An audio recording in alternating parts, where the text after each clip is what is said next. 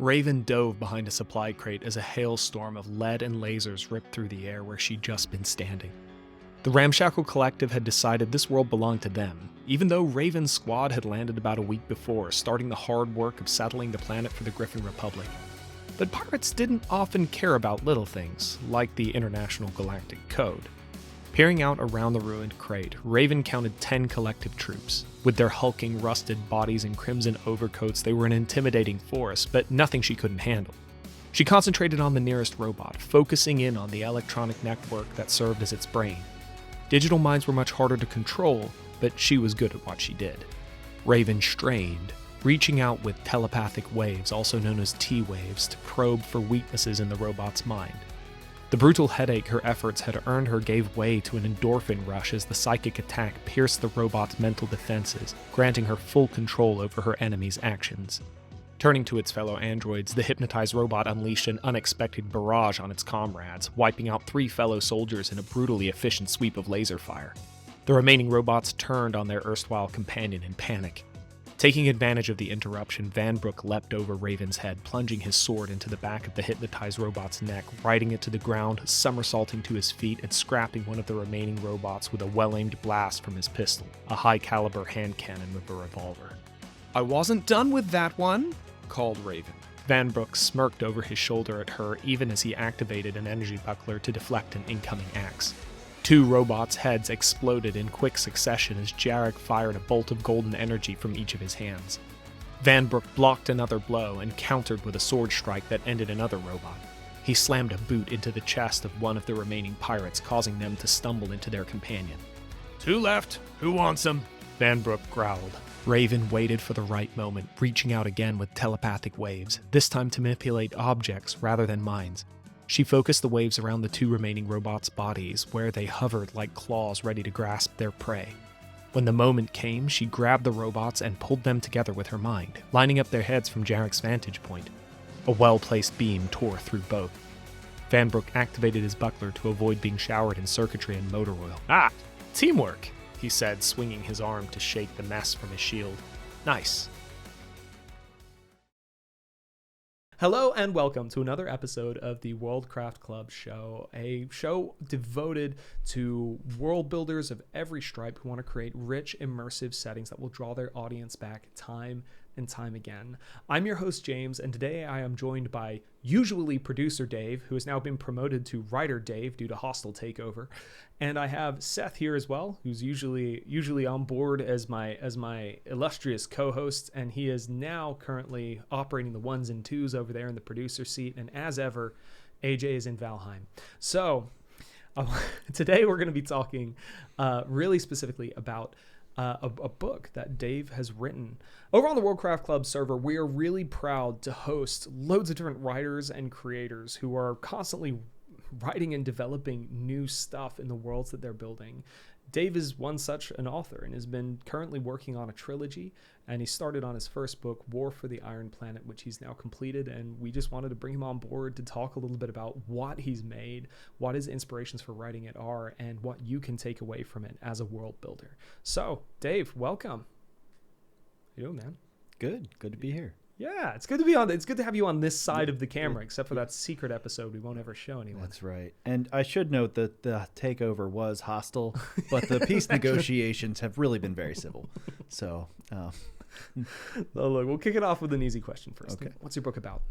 So my book is about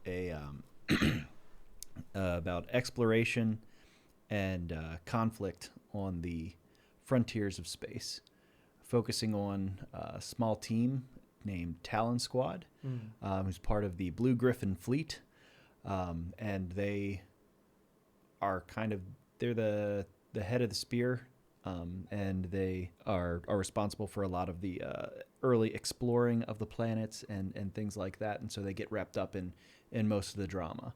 And so it's about these bigger ideas with the conflicts and with different nations and stuff, as everyone is trying to, find and exploit resources in the wider galaxy. But it's really primarily the characters are the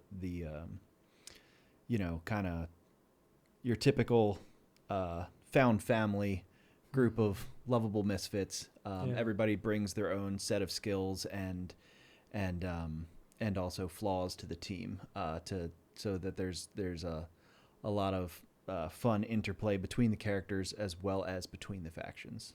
Yeah. No, I really like that kind of character focused, but you're looking at this sort of bigger scopy kind of world. There's a big conflict at play. But I like the way you mentioned immediately, conflict. I was like, that is critical to a story. There needs to be people who aren't getting along. It's there's never been a really good story about just people hanging out and drinking tea. Yeah. Actually, I'm pretty sure Dune has some scenes like that.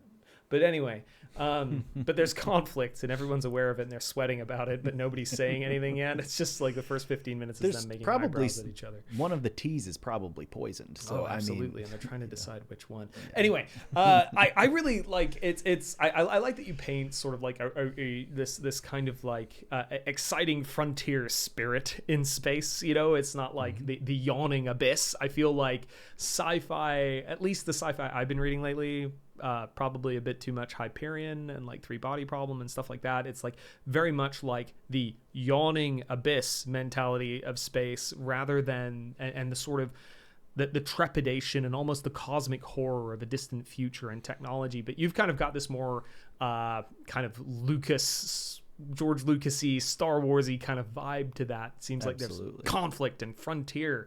Where'd you kind of get some of your ideas from initially? Okay, so yes, Star Wars is a primary influence on this and just pretty much my entire creative life. The high flying, swashbuckling kind of thing is definitely the kind of stories that get me the most hyped up. And so yes, Star Wars for sure. I would never deny that or try to give Star Wars short shrift, but there are some other older materials as well. Yeah. The John Carter books by Edgar Rice Burroughs, the first and best of which is A Princess of Mars. Yeah. That is one of the earliest works that I know of that incorporates that kind of planetary travel and sword fights. Yeah. And, Dune did the same thing. Dune is not necessarily a huge influence on me just because I am focused on different things than Frank Herbert was. Oh, yeah. And so Dune, excellent book. You mean religion and ecology don't float your boat? Well, they do. Those are the only things he was really writing about. But they don't drive my story, I suppose. I like sandworms and long-term breeding programs. Carry on. And extensive drug use. And panicking about social situations. Sorry, carry on. I'll stop talking about Dune. Many of those things, sure, but I do panic about social situations. I'm trying to decide I don't want if to I write said about it. If I said 3 of those 4 things, and it's people would have to start count. I No, there's no way that's okay. There's not a lot of elements in Dune. But and I think another book was C.S. Lewis's Out of the Silent Planet. Oh yeah, which has some science fiction elements to it. Yeah. Maybe more science fiction than John Carter, but that's debatable too. Wait, John Carter wasn't 100% realistic? It was close. All right, yeah. I think he travels to Mars initially through occult magic of some kind. I put magic back in space. Somebody, Absolutely. I am done with these hard science fiction explanations. I don't need a dimensional portal. I don't need eggheadery. I need a witch sending you to Venus. And That's that right. being the plot. Anyway, carry on. you were saying. Yeah, so one of the things that Lewis did that was interesting, and it's not very scientific, which he would not have necessarily known that. I don't know if any man had traveled outside of, I don't know how far we'd gotten in the 40s or 50s, but but when he described space travel, he described it in all these beautiful, mesmerizing colors. The kind of imagery that you would see today from telescope pictures that are, where they have shifted the spectrum or somehow, made the colors pop in a way that they don't actually. Yeah. That's how he saw space. That's how he imagined it. And so you're brought through this beautiful ethereal sea on your way to Mars, or his version of Mars was Malacandra. That's what the natives called it there. Yeah. And it really was such a beautiful story, and it's the kind of science fiction, and you can put that in scare quotes if you want. It's the kind of science fiction that I want to write too. I think I would say that what I'm writing is a little more grounded, at least as much as like Star Wars is. So, low bar to clear, but like Lewis sent his character to Mars on a rocket ship. Yeah. But even his description of the rocket ship and how it functioned and those kinds of things are really questionable. The man was a classical scholar. Yeah. Not a rocket scientist. Oh, yeah. He was getting a lot of what he understood out of just kind of the pop science of the time. So really fun, excellent book, a beautiful planetary romance. Calling it a science fiction is a bit of a stretch. And like, I'm okay with that. Yeah. As it applies to my book as well, because while there are some scientific elements in it, and I try to give I don't even want to say plausible, but a just interesting enough excuse as to why we can travel faster than speed of light and things like that. I try to kind of provide enough of basically plot devices that I can do then what I want to do. Yeah, and like this is kind of interesting, because what I keep thinking about, even as you talk about like space and all these kind of colors, is I think about like how good Thor Ragnarok was. It was, and the thing is one of the issues with the MCU is they kind of tried to science-ify a lot of things, and Thor Ragnarok was like, screw it, rainbow lasers, and like it was so good because of that. And it was just It was ridiculous and silly, but it was like so fun. And like there's this universe as inspired by TGI Fridays that we've kind of like missed, with like there's a bunch of crazy crap on the walls and people come to sing to you when it's happy birthday time, and there's loads of weird stuff going. There's lots of different groups of people kind of gathered there, and it's like, what is it? Shenanigans, that place with all the crazy crap on the walls, like it's that kind of vibe. And like that sort of kitchen sink kind of mentality with like space can be this place of excitement and opportunity and adventure and the frontier and like all this kind of stuff. Like I love that vibe for the universe. I like that optimistic view. You know what I mean? There's Guardians of the Galaxy, similar sort of thing. There's a lot of interesting things going on at the same time, and like and here's kind of the interesting thing about I would say in particular the first Guardians of the Galaxy. Yes, even the second one. And okay, all three of them. But like the first one was such a good example of this. As well as Thor Ragnarok. Like they are movies based on comics. They're not really superhero movies. Yeah. They are space operas, which is really the genre 100%. that I'm writing in. Yeah. And that's a good way to put it. And I think that, that kind of thing, like even Thor Ragnarok, he still had his little like kind of team, Oh yeah. But that was more expressed, obviously. Right. Sometimes. The trickster and the shapeshifter are very important archetypes. Let's play Get Help. No, Get Help. Sorry, Karen. But I think that's a genre that has a whole ton of appeal, even to people that maybe aren't interested in hard science fiction or superhero movies per se. You can watch Thor, and like the first Thor has some serious like tropey, like superhero tropey kind of elements to it. The further you get away from like planet Earth and a person trying to fit in as a normal person when they're not, the more like, Thor went from being, a god among men to a god among gods. Yeah. But yeah, I try to bring some of that kind of flavor to what I'm doing in terms of like, here is a bunch of wacky characters and strange concepts, and it's all happening in space. Like it's just fun. It's a fun genre to watch or read or play, and I wanted to play around with it some. Yeah. And that's I think that spirit of just kind of desiring to play. Like I think one time with the Moyer Bros a while back, we talked on the podcast. So you'll have to check that out. Link in the show notes. Link in the description. We had kind of discussed this idea about how a lot of world building and sort of artistic discovery really revolved around this idea of serious play and this idea of kind of goofing off with a purpose.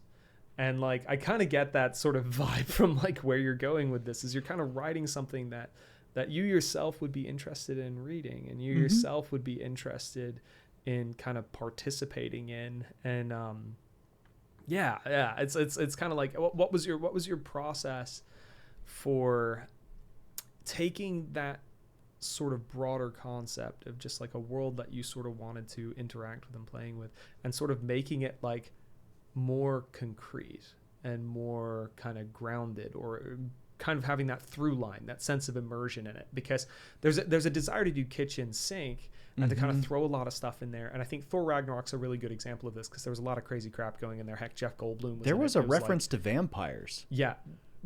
From an alien. Yeah. Which is weird. And they just went ahead and did that, but there was a unifying... There is a Blade movie planned. Oh, really? Yeah. They're going to do another one? Oh, yeah. Without Wesley Snipes? Absolutely. Why would they do that? Wesley Snipes is Blade. He had an interview where he pretended to be Blade for the entire interview. That's amazing. It's so awkward. Anyway,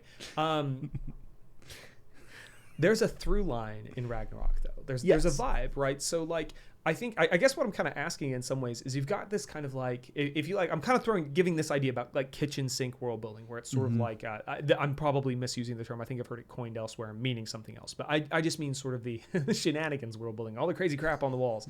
And like, you've got all this stuff. What was your anchor point in the middle of that? What was your through line that helped you go, I need some cohesion. I need people to kind of, and be able to anticipate what's coming next. So I guess really what I'm asking is, what's your core concept in the middle of all of this as well? So the game came out of me trying to... Sorry, the game? Yes. Let me back up. This concept that became this world, that became this novel and the novels that follow it, was the idea of like me trying to make a tabletop game that's that's the kind of game I would want to play. Yeah. And so it started having really, Star Wars-y kind of elements. I wanted something that was going to be able to incorporate big capital ships, small fighters in dogfights, small squads on the ground trying to complete a particular mission. Yeah. And so I started, storying around in this world, which is something that the Worldcraft Club has talked about and kind of championed. Yeah. You get a concept, and you see, does it story, I think is how you've put it. And I just found out that it really did story. It was just working, at least for me. And I was getting a kick out of writing it. And there was this idea with the rule set that, in order to make it tactically interesting, I would have 3 kinds of like what I think I call them units. Yeah. And 3 kinds of like attacks, or three kinds of damage. Yeah. So you would have your biologicals, your mechanicals, and your electromagnetic beings as your 3 different kinds of like units. And then there would be physical, energy, and psychic as your kinds of damage. And so this would be able to then incorporate a lot of different science fiction tropes. And this kind of all had like a rock, paper, scissors kind of relationship that became less important as the book developed. But that's sort of that kind of core concept was sort of, I want to be able to do a lot of different things.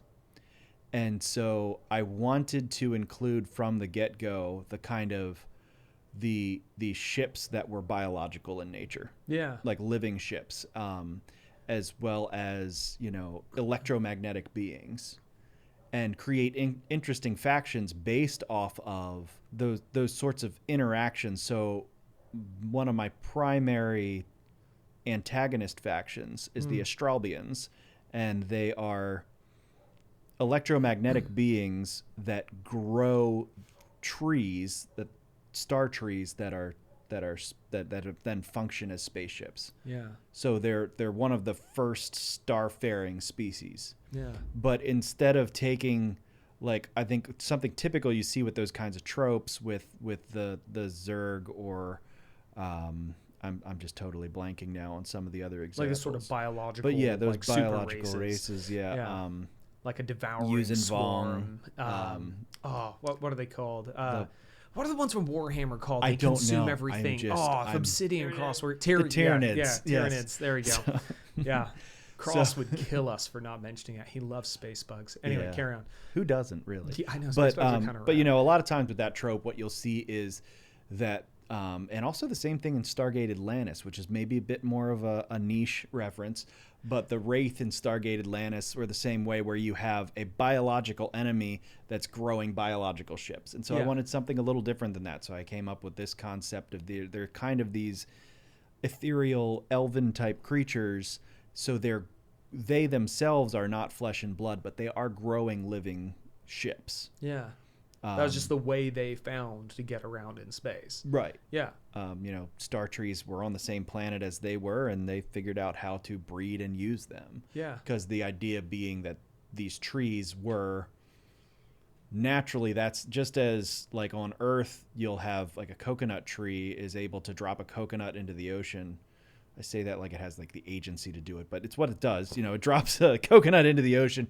That coconut gets carried to another landmass somewhere. Yeah. So in a similar idea, and I mean the math on this is, you don't want to start thinking about it as far as like how well they could actually find a new host planet. But the idea being these trees could just launch themselves into space and travel faster than light to eventually reach a new place to propagate. Yeah. So that might have been a bit of a rabbit trail, but I think No. it's a neat concept, so I wanted to talk about it. I like well that really is the essence of a lot of world building, though, and that's kind of like where like you came from. It's an interesting thing, because originally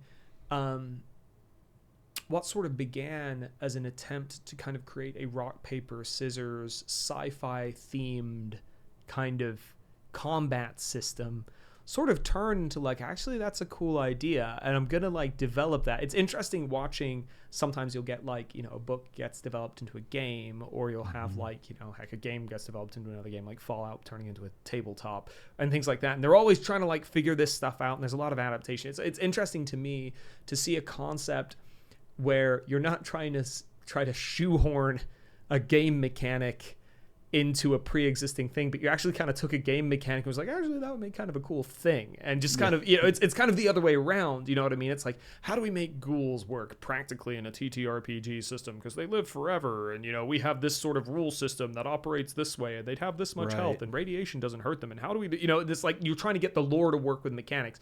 You took the mechanics and were like, I'm going to use this mechanic to build lore, and like that is, you know, not the usual way around that goes, I find. And I think in some ways that's a that's a me problem. I Because don't think it's a problem. Well, but yeah, my point just being like, I'm not really a game writer. Yeah. Like, I've not successfully written any games. I've you know, I have a I have a very silly, like maybe 1 page, very narrative RPG system called Space Wizards with Laser Swords. It's pretty rad. And it's exactly what's on the tin. Yeah, like it's 100%. So that's what I want. My point being, like, narrative I can do. Yeah. And I think it's an area where I just have some ability. Yeah.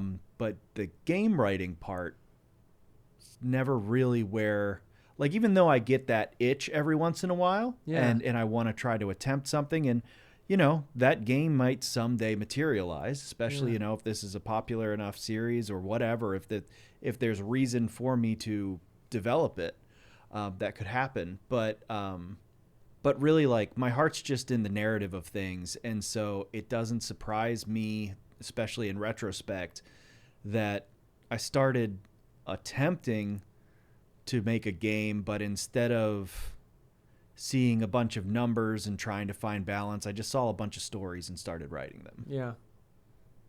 I mean, to be fair, I think that's how the best gameplay mechanics work, though, is when they tie well into the narrative and the story, and the mechanics complement the story. Mm-hmm. You wind up with a really fun game, even if the mechanics. Somebody was talking to me about like Helldivers the other day. It was actually John from the server, who will be joining us a little while. But he was talking about how there's and a from mechanic. the early days of the podcast. Yeah, it's true as well. Yeah. So there was a what basically he was discussing was, in that, dying is sort of an expected element of the gameplay. And so, like, there was a combat moment where he had to find his way to a turret and blow it up, but the only way he could really do it was to expose himself to radical danger and just spend a life to do it. And that's not normal for video games, but it's very sensible for the whole vibe behind Helldivers. Right? And so it was like the whole sacrifice yourself for the good of the mission is very Helldivers, and it was sort of necessary for the moment, and it was supported by the mechanics. Like, those overlaps, like, I'm kind of fascinated with that interaction. At some point, we'll have to do an episode on just mechanics in video games and how they sort of filter into that, because I think there's interesting things about how that cohesion works and how much you're willing to forgive. Ludonarrative resonance. Definitely. Yeah. That word. It's a fun word, isn't it? I saw that and I was like, I'm going to use that in conversation every chance I get. And there we go. Here it is. Ludonarrative dissonance, when the mechanics don't match the story. Yeah. No, Yeah. that's 100% right. But like, what I think is interesting here is, like, I love that you said at one point, it was just a cool concept and I wanted to write about it. And I think that's actually just good enough for, like, most of the world building that, like, anybody really wants to do. Like, if you don't think it's a cool concept, I have to wonder why you're writing about it. You know what I mean? Like, if you're just like, this is kind of lame, but I have to do it. It's like, maybe that's just not something that belongs in what you're doing. You know, like, maybe, I don't know. I'm sure there are good reasons at times where you're like, you know, I alluded to such and such and I do need to expand on it. But, like, for the most part, just like, I like electromagnetic beings that pilot space trees. Like, it's just kind of like, why not? You know what I mean? Just chuck that in there. Like, it's a cool concept. You know, who cares if you'd have to do like a ton of math to figure out how that thing would slow down before it hit a planet? Because my first thinking is, like, if you just kicked a soccer ball at a planet at several times the speed of light, you would just detonate the planet when it hit it. Yeah. And I was like, so they've got to slow down. And I have run into that with various aspects that, like, kind of relating to the star trees. It's like, I have to write something about this because, this would just break You just worlds. do what George Lucas did and just make crap up. Oh, Like, absolutely. He did not know parsecs were a unit of distance and not time. Like, he didn't know. No. There's no way he knew that. He just put the word in there because it sounded science fiction-y and sounded like time. Parsec. Why not? Mm-hmm. And then later on had to be like, well, he was driving through a bunch of black holes or something. And it was just like, what's going to happen? He took a It was shortcut, a dangerous shortcut. Yeah, which, you know, made sense. And it was like, fine. You know what I mean? But he definitely didn't know it. No. And, like, the point is, you don't need to know anything about star trees or slowing down, like, right now. Like, at some point in the future, lore can be crafted. Yeah. And you can be enigmatic about it now and say, I have an idea. And, like, we'll just, like, go from there, you know? But, Yeah, I try not to paint myself into any, like, massively obvious corners with that kind of thing, but in some ways it's just sort of inevitable, and if people like it, they're gonna like it. And if people are kind of nitpicking the lore, you know, I'm not setting out to write like Dune or The Expanse or something that's going to something with like airtight lore, right? So as long as the lore remains, as long as the tone remains consistent and the lore is, you know, within reason, you know, even if my reasoning isn't that like perfect, you know, ideal science fiction, really brainy kind of thing that like, oh, that would actually work. Like, if you want to enjoy a story, you're going to enjoy it. Yeah. Even if you will nitpick and say, hey, this wouldn't actually work. Okay, but you liked it. And if, and then there are other people that they don't like something and then they just find reasons to nitpick. Yeah. And, either way, you've arrived. That's the thing. It's like if you've got people pulling your story apart on the internet, you've already won, my friend. Like that's how it works. They either loved it and they love it so much they want to tear it apart. It's like Star Wars fans, they love it so much they want to hate it even more. All right, so look, I'm going to try to wrap us up a little bit here and bring us to a close. But first, the most important question: where can we find your stuff? So I am posting the book chapter by chapter on Royal Road, and we'll put a link in the show notes, or someone will. Yeah. We can put a link in the show notes for that. And by the time this video releases, I am planning on having it up for pre-sale. Oh, nice. On Amazon. So yeah. There will be a second link in the show notes for that. And I am also concurrently posting it on Ream and Wattpad. So if you are on those platforms, you can look up the title of the book or my name there. Yeah, which would be Dave Schmidt, and your story, War for the Iron Planet. That is correct. Thank you. Yep. Perfect. All right, so I'm James, and that's Dave. Producer Seth for this episode. AJ out somewhere in the ether. Running our editing for us. This has been another episode of the Worldcraft Club. Thank you so much for joining us. All right, fine. No, stop. Don't help me, Dave.